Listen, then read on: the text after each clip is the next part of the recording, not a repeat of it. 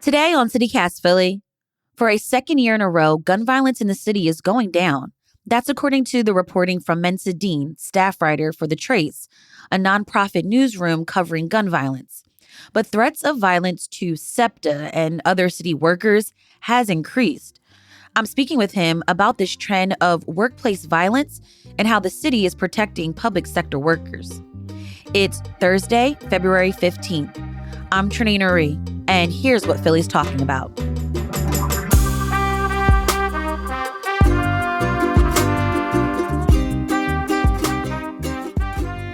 Mensah, thanks for being back on CityCast Philly. Thank you for having me. Like I mentioned in the intro, Mensah, can you help me to understand this? You report that gun violence in the city is going down for a second year in a row, and that seems like a great thing. But threats of gun violence and other attacks to city workers are slightly increasing. What's going on? Well, it's one of those things where, when you look under the numbers, sometimes you see anomalies and you see areas that are defying the norm. And that's the case when it comes to employees, public sector employees who interact with the general public. Instead of the numbers going down, they went up slightly in 2023, the number of employees who've been assaulted or threatened with gun violence. And that includes the first city transit employee killed on the job. I was just going to ask you about that. Can you tell us about Bernard Gribben? Yeah, he was a military veteran, a longtime employee of SEPTA, a bus driver. And he was on his route in the Germantown section in October when inexplicably a passenger, just before getting off the bus, pulled out a gun and shot him multiple times and killed him. And the shooter was arrested shortly after the incident. But it was a devastating a blow to not only the SEPTA employees, but to the thousands of Philadelphians who depend on public transportation. So that was the first SEPTA driver of any transit vehicle to be killed in the line of duty. And also troubling is the fact that there were 13 incidents in 2023 of SEPTA employees being threatened with guns or being shot at. And 13, you may think that's not a huge number when you have hundreds of employees, but we had more incidents just last year than we had in the two previous years. So SEPTA management told me that they are right now looking at equipping buses with, bulletproof compartments for drivers. So they're working to step up, to enhance safety for its drivers. That's good to hear. Mensah, you've also talked with other city employees who have unfortunately been victims of violence. What have they told you it's like, being in those positions and being confronted with angry passengers or with the threat of gun violence? I was told that there is a palpable concern and fear for safety because of the gun violence crisis that's going on, and employees having to interact with people sometimes hostile. SEPTA has a vacancy problem, as does the city police department. And I was told that, a big part of that is personal safety. Employees not wanting to deal with the general public because there are so many guns, in circulation illegally, and tempers are so short. The president of the SEPTA drivers union told me that they're struggling to get enough people to drive the buses. Subways and trolleys aren't as big a problem, he said, but, trying to get bus drivers has become a problem. Mensah, can you tell me a little bit more about the conversations that employers are having when it comes to worker safety? We're not just seeing this in SEPTA, we're also seeing this at the Philadelphia Parking Authority. Well, I spoke to the parking authority for this piece in The Trace. They told me that, they have seen less gun violence threats, but they've seen more overall threats and assaults against parking authority employees. I was told that there were 44 reported assaults on parking authority employees in 2023 compared to just 19 in 2022. And in the school district, I was told that Teachers are reporting to their union that they don't want to go to the schools for evening events like parent Oh, teacher wow. conferences. In some neighborhoods, yeah, because of the threat of violence. There was a teacher who was killed at his home. They're not clear as to the motive, but the longtime president of the Philadelphia Federation of Teachers, Jerry Jordan, said that the killing of that teacher, and there was another teacher who was killed also in the community. You may recall at a Dunkin' Donuts Yeah, I last remember year, that. Yep. and just the general, the fights that break out and test teachers in some schools on edge. And Jordan said that yeah, his office does get reports of teachers wanting to leave certain schools and not wanting to go back in the evening when their services are required. More on workplace violence being felt among city employees after the break. This is CityCast Philly.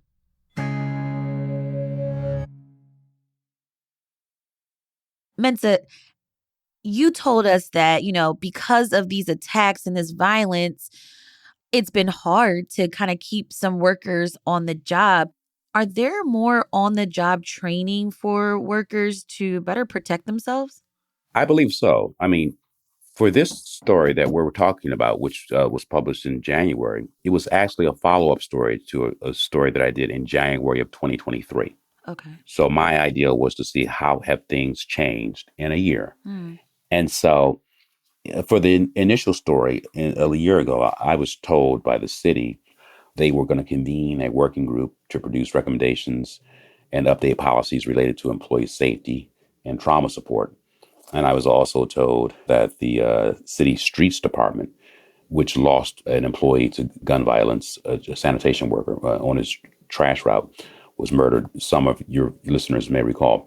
And as a result of just an uptick in assaults on sanitation and street department workers, I was told that the streets department had begun conversations with the police and the city's Office of Risk Management about establishing safety protocols that include coordinating with police presence so that officers can monitor sanitation collections and roadway repair areas where there are safety concerns. In the interim, I was told by Dick Sim, a national workplace safety consultant, that cities like Philadelphia should be training their supervisors and employees on spotting potentially dangerous situations and to empower them to leave areas where they don't feel safe. He said employees should be trained on how to de-escalate conflicts as well and how to be aware of their environments at the city level, at the top level. Mayor Parker has pledged to make Philadelphia the safest, cleanest, greenest city. And while I was doing the reporting for this story, I asked her about the attacks on public employees. And, she reiterated her stance that she's going to be a law and order mayor and that she's directed the new police commissioner, Kevin Bethel, and other city officials to develop a comprehensive public safety plan within 100 days that will spell out how they will increase the number of officers on patrol and how they're going to reduce crime. And so, she conceded that there's a problem with violence against city workers. We'll look into this as we get closer to that 100-day mark.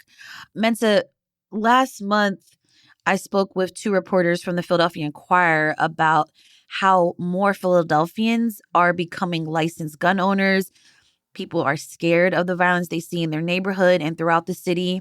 So they're taking measures into their own hands by buying guns. And you and I even spoke about how businesses and community groups are hiring armed guards to protect their properties.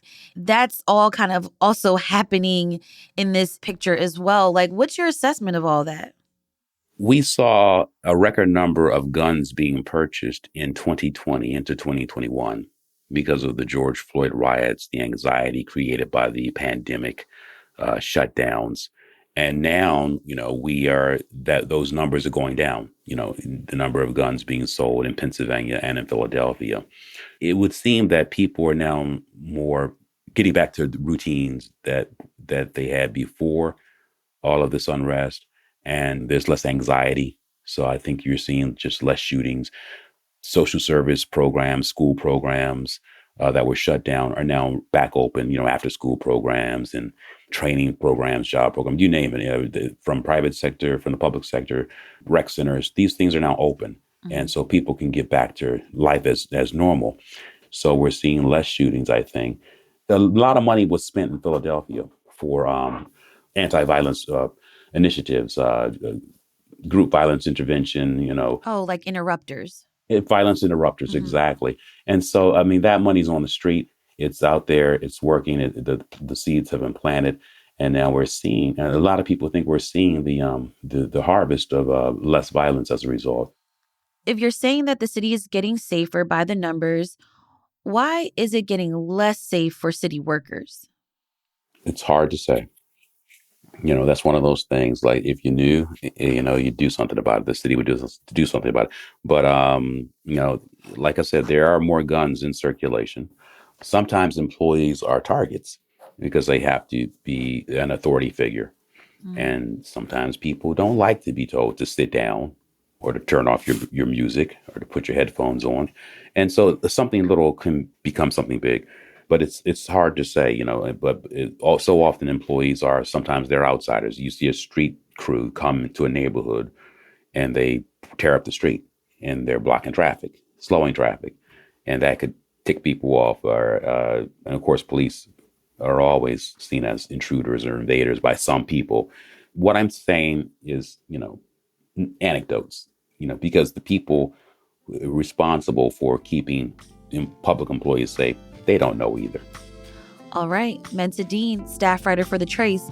Thanks for breaking this all down with me on CityCast Philly. Well, thank you so much for having me. I enjoyed being here. Read more of Mensah's reporting by clicking the links in our show notes.